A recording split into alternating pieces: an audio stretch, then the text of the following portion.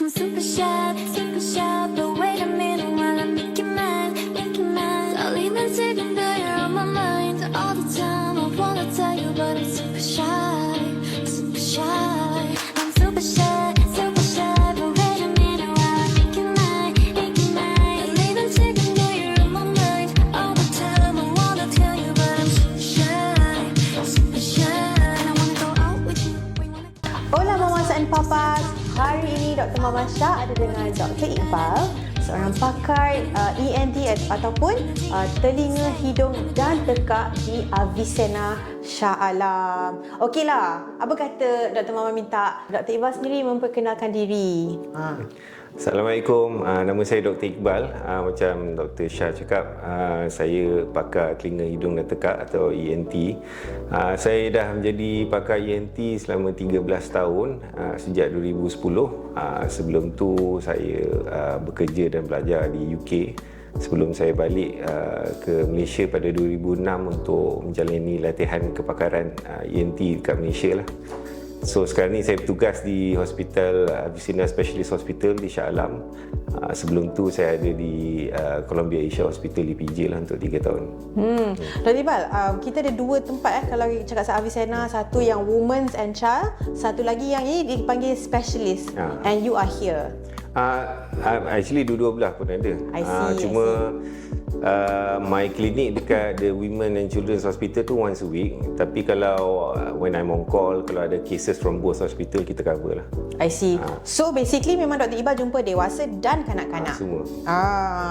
So kita dekat obviously channel Ola and Oli Discovery ni, kita nak cakap pasal obviously majority info kita nak cakap pasal kanak-kanak. Mungkin kita boleh selit lah sikit mak bapak kan pasal mamas and papas. Tapi hari ni kita nak cakap pasal myth in ENT ataupun kata mitos dalam ENT untuk kanak-kanak. So adalah beberapa soalan yang saya akan tanya Dr. Iqbal.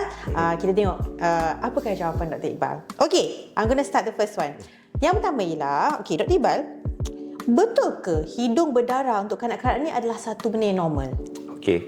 Yang ni biasa saya dengar lah. Bukan saja daripada orang keramaian, malas saya pernah dengar doktor-doktor juga yang cakap dengan patient, hidung darah ni biasa je kalau budak-budak. Okey. Nak cakap sini hidung darah tak pernah biasa. It's not normal. Your nose is not supposed to bleed. Okey. Hidung tak sepatutnya berdarah. So bukanlah saya nak kata kalau hidung tu berdarah mesti benda yang bahaya. Kadang-kadang benda yang tak bahaya tapi dia tidak normal.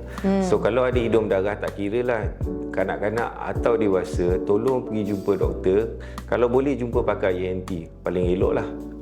Orang kata early intervention, apa saja yang ada masalah kita cepat-cepat jumpa pakar. Yes. Selalunya apa penyebab hidung berdarah ni Dr. Iqbal? Okey, kalau kita nak sebut pasal kanak-kanak, biasanya hidung darah ni datang daripada salur darah yang agak besar di depan hidung lah. Okey.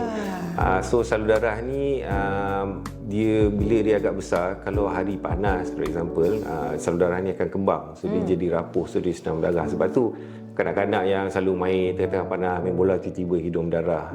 Okay, it's because of vessels kat dekat depan hidung tu lah, salur darah.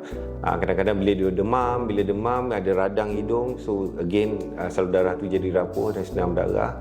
Ataupun dia ada alahan hidung dia selalu gatal, dia selalu tunjuk-tunjuk hidung, selalu hidung, so salur darah tu akan pecah dan berdarah lah.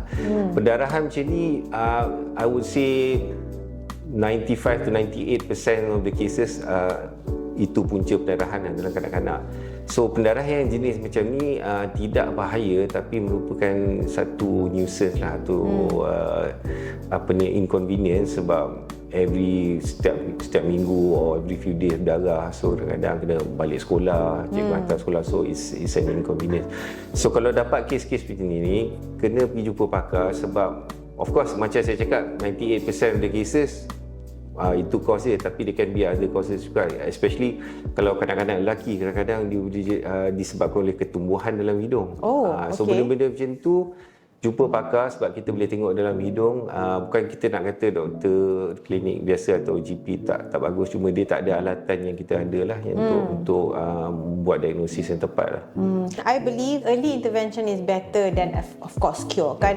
So untuk mamas dan papas di luar sana, kalau tengok anak hidung berdarah jangan ambil ringan.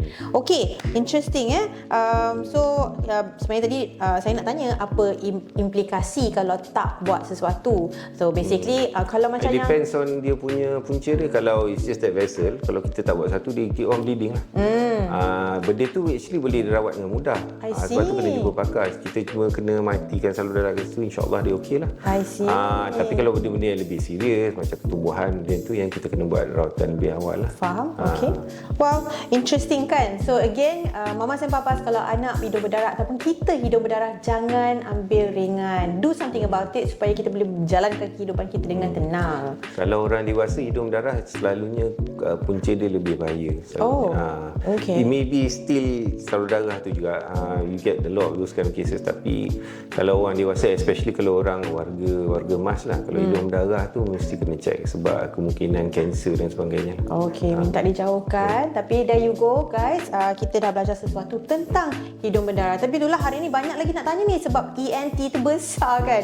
Okay Dr. Iba, next question. Okay, ada orang kata anak-anak kecil ni kita terlampau kecil untuk nak bedah. Contoh kita nak bedah tonsil ke hidung ke, betul atau tidak? Of course, kalau kita ada anak yang kecil, kita pun takut nak kasi dia buat operation. And banyak kali bila kita tanya family members, jangan buatlah, kecil lagi jangan buat. Tapi dia tengok kita nak buat operation untuk apa. Kalau misalnya dia selalu tonsil dia besar atau selalu berjangkit, so tiap 2-3 minggu demam, kita nak biarkan anak kita macam tu ke? Memang confirm tak kan. Sakit tu satu, kalau anak tu dah bersekolah, takkanlah every 2-3 minggu nak MC 2-3 hari. So itu terpaksa buat. And most of the operation kita buat untuk kanak-kanak bukan operation yang bahaya. Ini operation yang biasa kita buat, macam buang tonsil, buang kelenjar adenoids. Satu lagi, kalau anak kita ada hidung sumbat lah, disebabkan oleh tonsil atau adenoids, dia berdengkur, tak bernafas tak elok, kena bernafas cukup mulut. Yang ni akan efek pembesaran kanak-kanak tu. Bukannya dari segi dia punya development otak dia, sebab tak cukup oksigen dan sebagainya bila dia tidur. Tapi bila hidung kita sumbat dengan lama, especially when you're growing up, bentuk muka kita akan berubah. Makna akan berubah. So nanti akan nampak muka yang lebih panjang, gigi lebih jongang. Kadang-kadang benda macam tu, a lot of people tak sedar benda. In fact, a lot of doctors pun tak tahu. And sekarang ni kalau kita pergi conference international ENT ke apa, dia akan syorkan kalau kanak-kanak ada hidung sumbat, intervene as soon as possible. Maksudnya kalau perlu buat operation, buat secepat mungkin supaya anak tu boleh membesar dengan baik dari segi mental dan juga fizikal dia jugalah. Ya, I think bukan tu saja, kita nak hidup anak kita ada quality. Kan, of course, kalau boleh kita nak anak kita membesar dengan cantik, membesar dengan sihat, nak jadi pandai, orang kata nak jadi khalifah lah, kata kan. So obviously sebagai ibu bapa, kita sangat bertanggungjawab untuk tengok anak kita punya pembesaran, bukan saja dari segi pembelajaran tapi juga dia punya fizikal, kata kesihatan. So kalau macam hidung sumbat tu jangan ambil ringan lah. Jangan ambil ringan. Again, kalau boleh dapatkan bantuan pakar secepat mungkin. Macam mana kalau macam saya cakap, tak semestinya kena operation. So kita kadang-kadang kita boleh guna ubat, spray, tapi apa-apa pun kena jumpa doktor pakar lah. So kita dapat rawatan yang sewajarnya lah. Of course, bila kita jumpa kadang-kadang tak ada terus-terus buat operation. Kita akan kasih ubat, tengok kalau dia okey, alhamdulillah. Kalau dia tak okey juga dengan ubat semua, kalau perlu operation kita buat. Faham.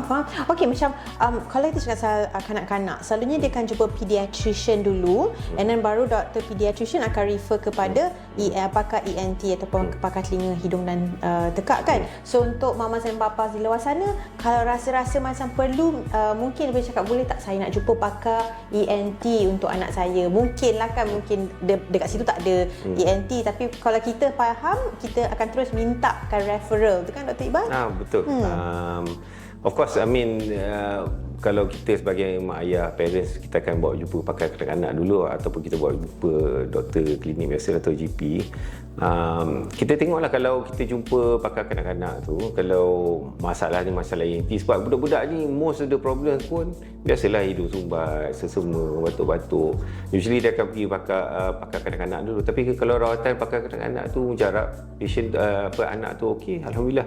Tapi kalau kata you jumpa pakar kanak-kanak tapi tak baik-baik juga, then either you minta doktor pakar kanak-kanak tu untuk refer ke pakar ENT, ataupun you pergi sendiri. Betul. And I think satu lagi ialah kalau kita memang ada family history, ada keluarga memang ada masalah hidung tersumbat, itu antara senang lah kata terus ada pakar ENT untuk keluarga tu paling senang. Betul tak? Betul. And I believe benda tu boleh bantu kita punya family in the long run. Dan selalunya benda tu, adakah benda tu inheritary? Maksudnya adakah benda tu macam kalau mak ada anak ada? Boleh ke? Kalau benda macam alahan itu ada juga unsur-unsur di keturunan lah. Tapi for the most part macam kita panggil things macam allergic rhinitis ataupun alahan hidung, hampir 30% population akan ada some degree of allergic rhinitis ataupun alahan hidung lah.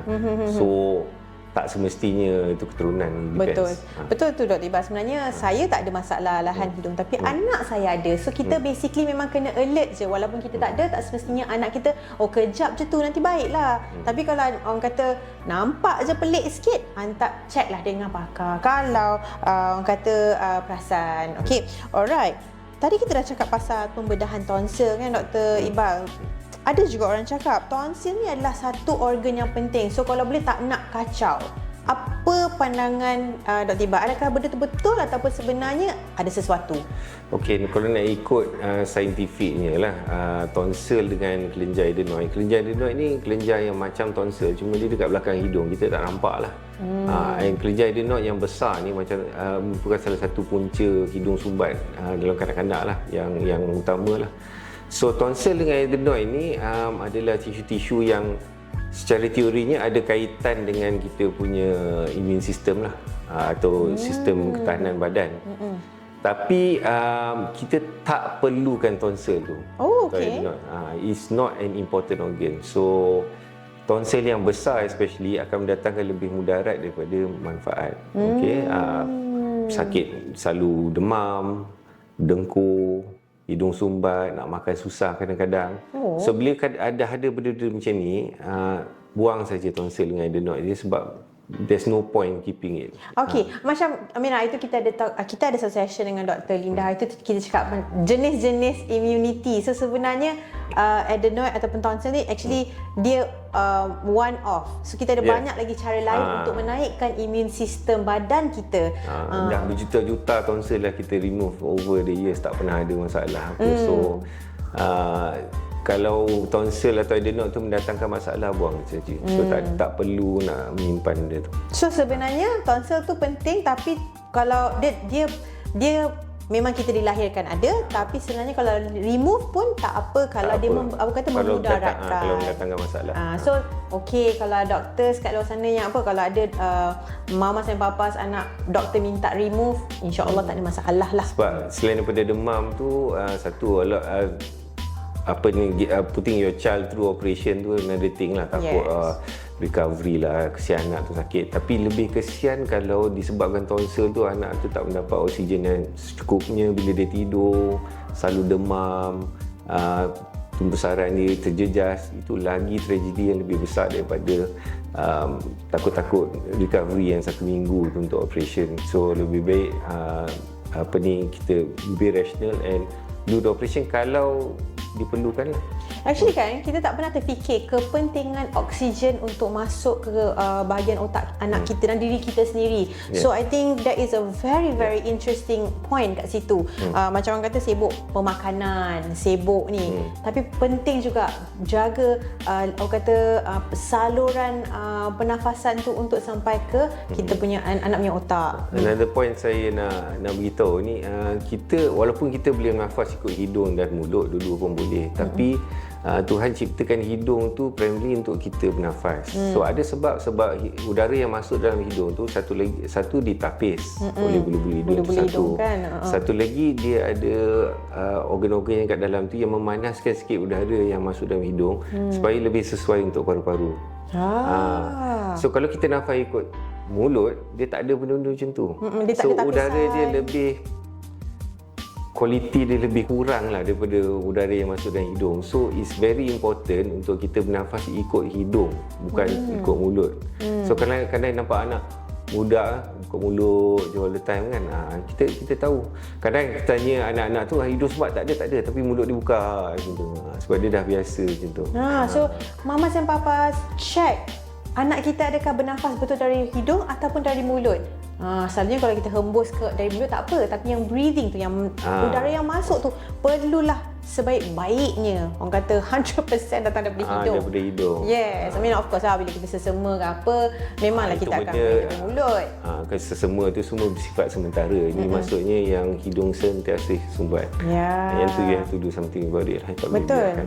I learn something new today and I hope everyone also learn. Tapi Dr. Iqbal, kita ada banyak lagi soalan, okey ke? Boleh. Alright, so Mama dan Papa stay with me. Ada lagi beberapa info yang sangat penting Dr. Mama rasa. Okay, let's talk about dengkur. Dengkur dan hidung sumbat pada kanak-kanak. Tak serius, betul ke? Sebab kita kalau cakap pasal dengkur ni, selalunya kita perasan mak bila dah kahwin orang tidur tepi kita. Tapi kadang-kadang kita, anak kita, alah comelnya dia dengkur. Comel ke ataupun sebenarnya benda tu bahaya? Okey, dengkur ni ada dua aspek lah. Satu dia dengkur sahaja. Dengkur sahaja ni pun ada yang setengah orang atau kanak-kanak atau even dewasa yang dengkur setiap hari. Okey, orang macam ni kita panggil habitual snorer lah, yang sentiasa berdengkur. Tak kira lah macam mana pun dia akan berdengkur juga. Ada yang majoriti orang yang dengkur kadang-kadang. Ini normal. Yang mana yang mana normal, yang kadang-kadang berdengkur. yang kadang-kadang tu normal. So macam for example, kalau kita pernah sangat itu kita berdengkur, tapi most of the time kita tak berdengkur, itu tak apa. This is considered normal. Yang tak normal ni yang berdengkur setiap hari, setiap malam. Okey, itu habitual snorer. Ada satu lagi aspek yang berkait dengan dengkur ni, kita panggil sleep apnea. Sleep apnea ni keadaan di mana kanak-kanak atau orang dewasa tu dia tercekik bila dia tidur waktu malam. So dia berdengkur. Lepas tu after a while dia akan berhenti bernafas.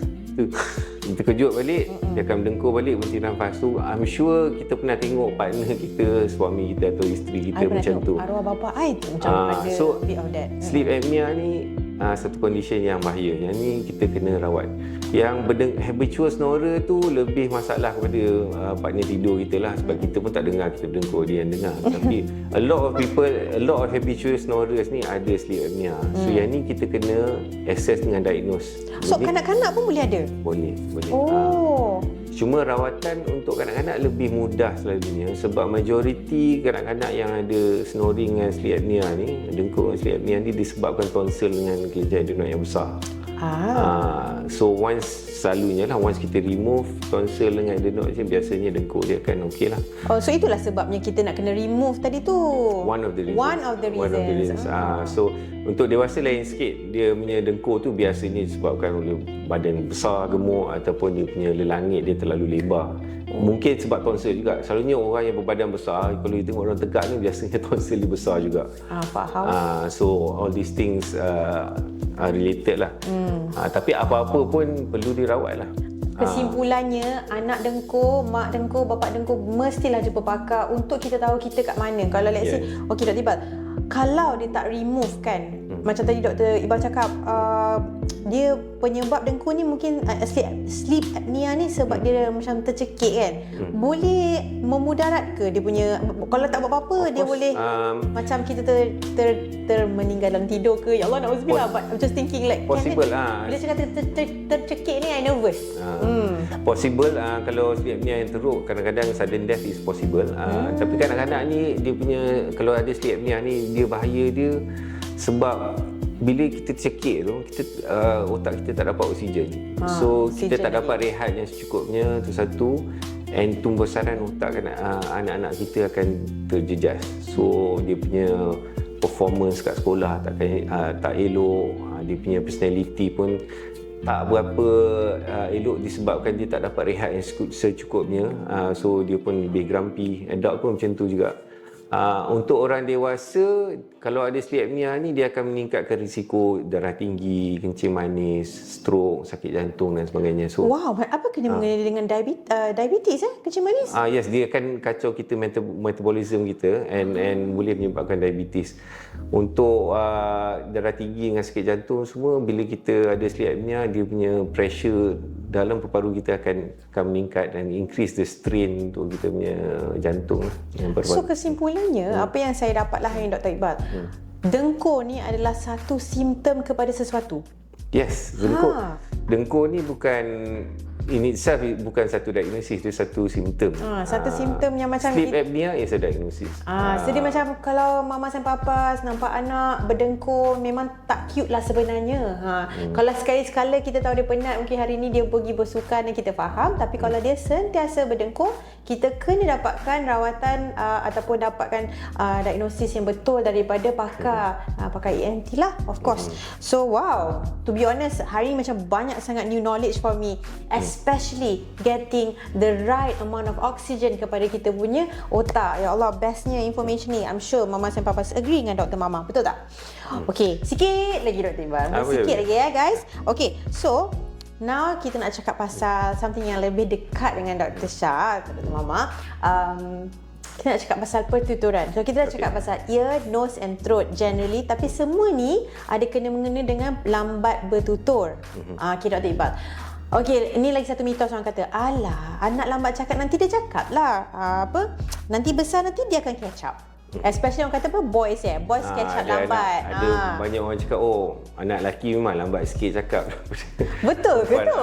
Tak, benda tu semua tak betul. So sebagai mak ayah, kita kena aware of, kita panggil developmental milestone lah. Maksudnya bila anak kita membesar, kita kena tahu okey, sepatutnya bila dah umur sekian-sekian, dia dah boleh buat sekian-sekian, boleh cakap sekian-sekian. Benda ni semua kita boleh, kat internet banyak kita boleh cari, ataupun kalau tak pasti, tanya doktor kita lah, ataupun doktor pakar kanak-kanak lah. So biasanya these days, bila kita bersalin kat hospital, dia akan buat hearing screening lah untuk bayi yang baru lahir. Usually beberapa hari lepas dia lahir, dia akan buat satu hearing test. Nak tengok ada apa-apa masalah besar ke tak lah. Betul. So kalau at that point dah ada masalah, dia akan follow up lagi lepas tu untuk 1-2 bulan tu untuk buat test-test yang selanjutnya untuk confirm betul ke tak anak ni ada masalah pendengaran ke tak. Okey, dari segi parents, kita kena tahu sendiri macam mana nak check lah. Okey. Biasanya anak-anak ni bila dah around 3 bulan, sepatutnya dia dah boleh ada cooing, bunyi-bunyi macam baby. Cooing lah. Cooing ni macam ada bunyi macam macam tu. Cute lah, macam mesti keluarkan dia bunyi. kena ada suara, dia kena ada some suara. Lepas tu one other thing kita boleh tengok, dia cara dia interaksi dengan kita. Satu lagi, bila kita panggil nama dia ataupun dia dengar bunyi yang bising, sepatutnya kepala dia gerak sikit untuk react kepada bunyi tu. Tanpa ada stimulasi visual, maksudnya kita jangan distract dia dengan something yang dia tengok lah. Kalau kita tengok, kita panggil nama dia tak ada respon, itu you have to go and check. Itu up to 3 months lah. So kalau kata up to 1 year still tak boleh cakap apa-apa pun, mama papa pun tak ada, mama papa pun tak ada, that's a problem lah. Jangan tunggu sampai 3-4 tahun baru nak pergi check. A lot of parents do that lah, unfortunately. Walaupun kita ada banyak sangat awareness tentang autism spectrum dan orang kata tentang lambat pertuturan, tapi kita banyak sangat lagi yang masih tak aware ataupun masih lagi rasa macam nanti dia cakap lah, abang dia pun sama. Tapi sebenarnya kita kena make sure anak kita semua berlainan. And orang kata, kalau kata tadi Dr. Iqbal cakap, kena tengok developmental punya progress, apa dia punya milestone. Contoh macam daripada sudut audio dan speech, kita nak tengok 1 tahun 1 patah perkataan, 2 tahun 2 patah perkataan dalam satu sentence, 3 tahun kena 3 patah perkataan dalam satu sentence. I selalu cakap 4 tahun dah boleh gaduh.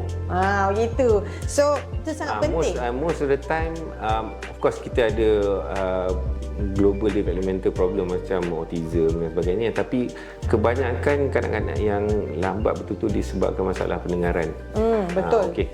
So actually kalau nak ikutkan masalah pendengaran dari lahir ni berlaku 1 hingga 5 dalam 1000 kanak-kanak. So it's actually the most common congenital disorder in children. Okay, and kalau kita nak kata kanak-kanak tak dengar ni sebabkan keturunan, of course kalau ada keturunan hereditary problem masalah pendengaran dalam keluarga, dan dia punya chance lebih sikit tapi tak lebih banyak. Okey, kalau kita dah tengok dari segi statistiknya, kanak-kanak yang ada masalah pendengaran, both parents dia tak ada masalah pendengaran dalam 90% lebih. Betul. So it doesn't necessarily have to do with that. Okay. So there are times yang anak tu memang lahir dengan masalah pendengaran, ataupun dalam masa dia lahir tu ada misalnya sakit kuning yang lama, ataupun ada infection otak masa tu, ataupun bila dia nak lahir tu ada masalah, so menyebabkan otak dia tak mendapat oksigen secukupnya masa tengah nak bersalin tu. Itu semua mendatangkan faktor kenapa seorang kanak-kanak tu boleh ada masalah pendengaran. Tapi masalah pendengaran ni kena didiagnose secepat mungkin. Okay, so by 3 months tu kalau kita notice ada problem, kena pergi check. So kena confirm whether ada masalah pendengaran atau tidak. Kalau ada masalah pendengaran, kita kena buat intervensi kalau boleh sebelum umur 6 bulan. So kalau kita buat intervensi sebelum umur 6 bulan, peluang dia untuk mendapat untuk develop bertutur tu lebih baik. Betul. Sebab otak dia masih lagi mentah lah kita kata, so dia senang nak absorb information baru. Kalau kita dah 6 tahun baru nak ni, dia punya otak dah lebih kurang dah matang, dah susah dia nak absorb information yang baru lah. Betul. So chance dia nak develop speech tu lagi kurang kalau lagi kita intervene dengan lambat lah. Even Dr. ENT pun agree dengan Dr. Maman tau. Okay, anyway, memang itu adalah sangat penting. Orang kata kalau boleh kena make sure input tu ada. Orang kata nak tengok yang bercakap tu, tapi telinga tu boleh pick up tak? Orang kata rubbish in, rubbish out. Good input in, good input out. Kalau tak boleh nak masuk input, nak buat mana ada output? Itu just as simple as that. But that is amazing information, Dr. Iqbal. Okay, nak habis dah kita ni. Last but not least ni, Dr. Iqbal, I want to ask you. Okay, alahan hidung dan resdung ni tak perlu rawat kalau kanak-kanak. Nanti badan akan biasakan, kita kena biasakan lah. Nanti dia dah besar, nanti dia baik lah. Betul ke? Resdung ni ramai kanak-kanak yang actually kita jumpa ada masalah. So what's your thoughts? Okay, so macam saya cakap awal tadi, masalah alahan hidung ataupun resdung ni satu terma yang orang guna secara global. Semua masalah hidung resdung, tapi kita bila seorang pesakit datang kat saya kata, doktor saya ada resdung, saya selalu tanya maksudnya apa? So orang macam-macam definisi ada. Kadang bersin, gatal hidung, kadang hidung sumbat, kadang sakit kepala, macam-macam lah. So kita kena pasti sebab walaupun masalah hidung, masalah sinus dengan masalah alahan hidung ni berkait, tapi dia satu entiti yang berbeza lah. Okay. So we have to determine what's what. Tapi benda ni very common lah. Macam saya cakap, 30% populasi akan ada some kind of allergic problem in the nose. 30% saya ramai tau. Which doesn't mean kita tak perlu rawat. Okay. Kadang-kadang kita bersin-bersin, hidung sumbat sesama pagi-pagi tu boleh mengurangkan kualiti hidup kita. Kadang-kadang sumbat hidung tu tak hilang. Most patients dia akan sumbat waktu pagi je, lepas tu bila dah petang tu dia dah okey sikit. Some patients dia all the time. Sama macam kanak-kanak juga. Okey, kalau kanak-kanak ni asyik ringus, hidung dia akan sumbat sebab banyak sangat lendir dalam hidung. Okey, so betul, bila dah banyak-banyak tahun, kadang-kadang badan kita akan get used to it. Tapi the question is, kita nak tunggu berapa tahun kita nak tunggu? Kita nak biar anak kita suffer untuk 6-7 years ke? Padahal benda tu senang je nak rawat dengan ubat. Tak susah. Senang. So maksudnya memang boleh rawat lah, Dr. Iqbal. Satu lagi saya nak tekankan, of course kita kasih ubat macam spray hidung. InsyaAllah dia punya gejala atau simptom ni akan better. Tapi saya syorkan kalau anak-anak kita selalu bersin-bersin, kata-kata hidung, ada something yang duk kacau hidung ni setiap pagi ataupun setiap hari. So kita kena kenal pasti apa sebenarnya yang duk irritate hidung dia. So saya selalu syorkan parents buatlah allergy test untuk anak anda. Sekarang allergy test sekarang ni ambil darah sekali je. Dulu-dulu punya style lama punya allergy test ialah dia cucuk kulit banyak kali. Yang tu saya tak recommend lah. Itu question tu dia interpretation dia subjektif satu, and dia punya result dia boleh ubat boleh efek result test kulit tu, tapi test darah tu tak dikesan oleh ubat lah. Ramai yang juga tanya saya tau Dr. Iqbal, kat mana nak buat allergic test? Bolehkah mereka datang sini? Let's say dia jumpa Dr. Iqbal sebab saya ada masalah, anak saya ada masalah resdom. Boleh tak buat test kat sini? Boleh. Kebanyakan hospital, I would think kebanyakan hospital swasta ada. Tapi klinik-klinik biasanya tak ada lah. I see.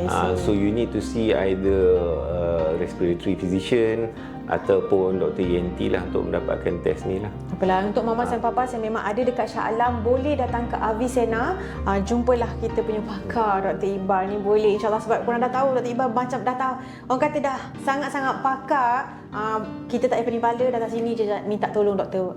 Iqbal. Okey, Dr. Iqbal last nak tanya, kalau let's say sebagai seorang mama dan papa, kalau nak bawa anak datang jumpa pakar ENT seperti Dr. Iqbal, macam mana dia punya preparation? Ataupun mungkin kalau mama dan papa tu ada anak-anak istimewa, adakah preparation dia berbeza ke? Macam mana? Mungkin Dr. Iqbal boleh share.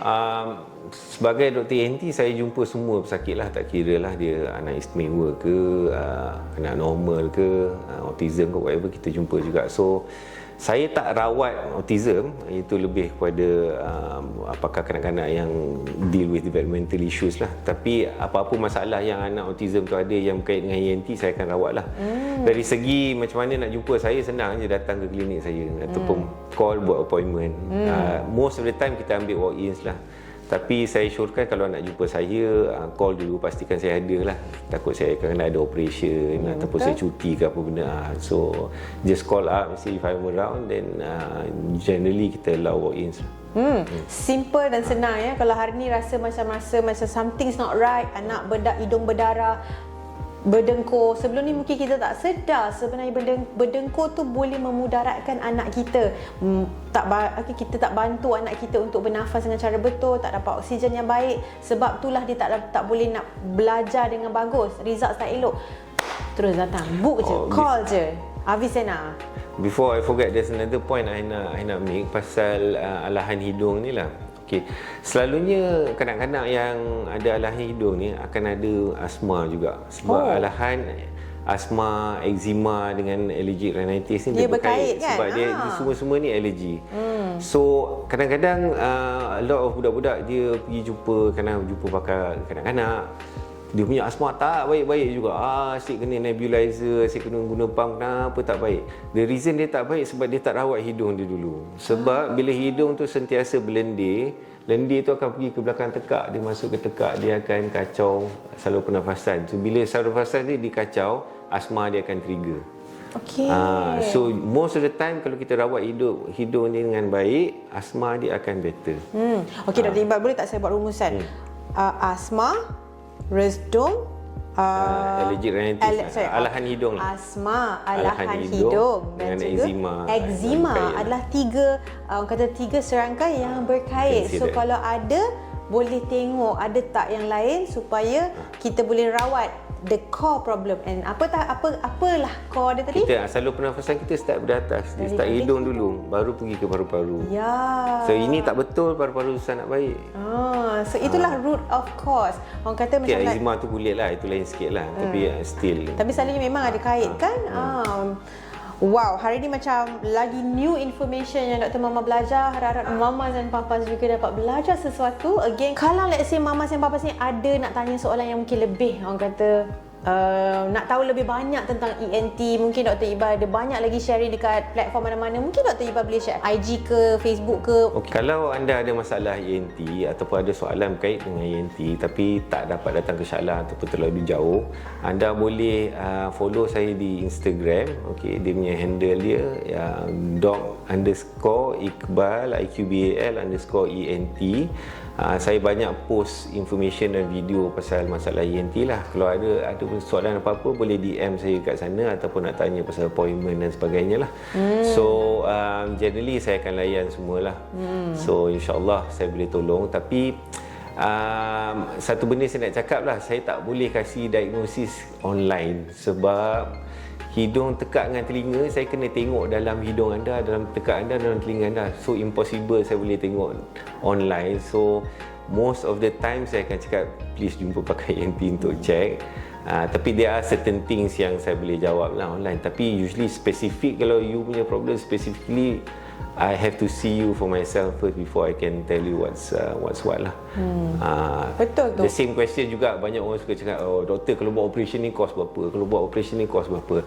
First thing you kena tahu you masalah you apa dulu. So bila dah tahu masalah, then kita tahu you kena buat operation ke tak perlu buat operation. Lepas tu operation macam for example operation sinus ke apa, dia macam-macam jenis ada kita kena buat sikit, kena buat banyak, semua ni cost dia berlainan.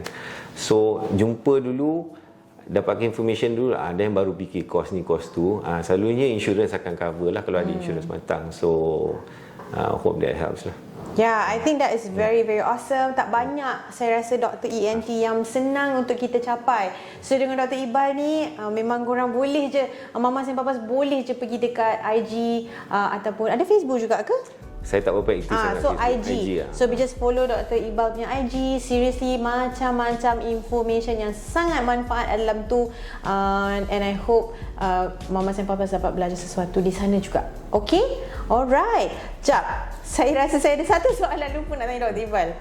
Okay, Dr. Iqbal. Apakah pandangan Dr. Iqbal tentang korek telinga anak? Generally, tak payah korek telinga anak lah. Korek telinga in general saya kata jangan buat. Sebab kita punya telinga ni kalau berfungsi secara normal, dia akan bersih sendiri. Maksudnya tahi telinga tu akan keluar sendiri. So korek ni dia akan keluar sikit, masuk sikit, keluar sikit, masuk sikit. Lama-lama dia akan jadi mampat dan akan jadi masalah. Itu satu. Kita korek telinga walaupun dengan cotton bud lah. So tak payah cerita lah besi kayu ni semua, tak payah cerita lah. Even cotton bud yang kononnya lembut, kita punya kulit lubang telinga tu nipis, senang luka. Okay, so cotton bud tu walaupun nampak putih, tapi dah perap sana lama, biasanya akan ada kulat dan sebagainya. So dia bila luka sikit, nanti kuman masuk, telinga akan bengkak, bernanah dan sebagainya. Tak worth it. Kalau you ni jenis yang banyak sangat tahi telinga, ada setengah orang banyak sangat. Saya pun banyak produce tahi telinga. Kalau rasa tersumbat tu, orang Asia sebenarnya banyak kan. I'm not sure about that lah. Tapi setengah orang memang ada tahi telinga memang sumbat banyak. Kalau dah sumbat tu, pergi jumpa pakai ENT, suruh dia yang cuci, jangan cuci sendiri. Okey. Itu sangat penting tau. Sebab ramai sangat kita tengok mak bapak yang suka korek telinga kan. Tapi sebenarnya benda tu boleh memudaratkan. Mungkin orang kata kalau macam you're lucky, but if you kena unlucky, infection tu akan berjalan. Kalau nak ikut logik pun, kita punya cotton bud tu shape dia bulat kan. Macam mana kita nak keluarkan semua? Dia mesti keluar sikit masuk, keluar sikit masuk. And most of the time kita buat buta pun tak nampak. Kalau saya cuci kat sini, saya ada kamera. Lepas tu alat saya macam-macam alat ada, air ada, sedut ada. Kalau nak korek pun dia ada pengorek dia yang betul. Lepas tu saya tengok sterilize lagi. Saya tengok secara jelas apa yang saya ni kita buat buta je. Dengar tu. So terima kasih lagi sekali Dr. Iqbal kerana sudi bersama kami di Ola and Oli Discovery. So again, kalau ada soalan boleh tinggalkan soalan ataupun boleh ikut Dr. Iqbal sendiri di IG. Terima kasih dan terima kasih semua mamas dan papas. Kita jumpa in the next episode. Bye. So ini kamera yang kita gunakan untuk melihat dalam hidung, dalam telinga pesakit lah. Okay, so nampak menakutkan tapi sebenarnya is a fiber optic camera. Nampak macam tu? Okay, so saya demo sikit, nak tengok dalam hidung Dr. Shah. Oh my God. Okay. So kita nampak, so itu yang bonjol tu kita panggil turbinate. Okay, ini struktur yang memanaskan sikit udara yang masuk dalam hidung. Okay, also turbinate ni dia fungsinya sebagai sensor udara. Maksudnya kita boleh rasa udara masuk dalam hidung disebabkan bonjol-bonjol ni lah. So di kiri ada, kanan pun ada. Okay, yours are actually quite big lah. Good. Alright. Is that good or bad? As long as your nose is not blocked, okay. Alhamdulillah. So you guys dah tengok dah. Itu Dr. Muhammad, tak ramai orang tengok. Sekarang semua dah nampak dah. But anyway, thank you so much Dr. Iqbal.